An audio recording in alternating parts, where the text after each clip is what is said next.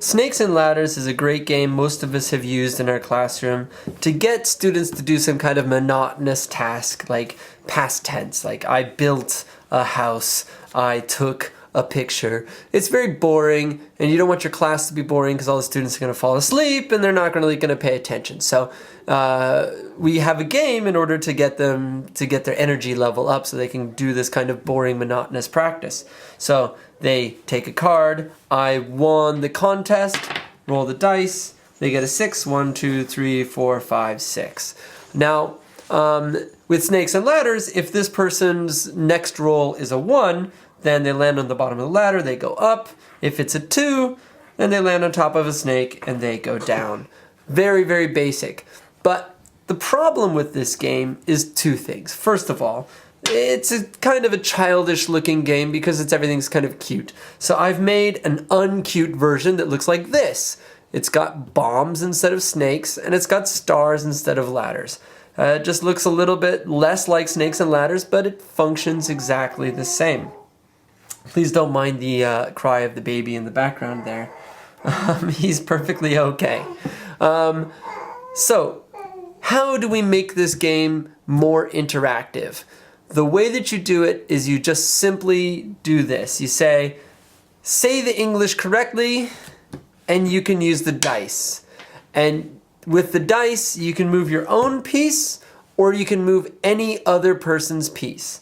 For example, let's say like in the middle of the game, you know, this person is gonna win and this person's not so far behind, and maybe this person's just behind them, and Mr. 1 Pound is, you know, over here. And I'm down here, I'm probably gonna lose. I pull the card, understand, I understood the game. Roll the dice, 2. Now I can move myself 2, 1, 2, but that's just less interesting than moving him to 1, 2. So I have just forced him down a ladder. Now the players are interacting with each other. They're causing each other to either fail or succeed. They're helping each other or they're hurting each other. But it's all about interaction between the players, and that's what makes it fun. And that's why this game can be extremely successful, even with teenagers, even with adults. Here's a hot tip.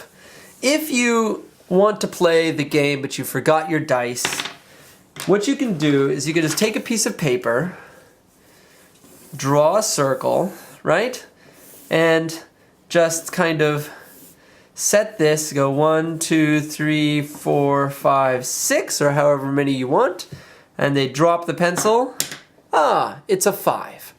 And they can use this as a selector.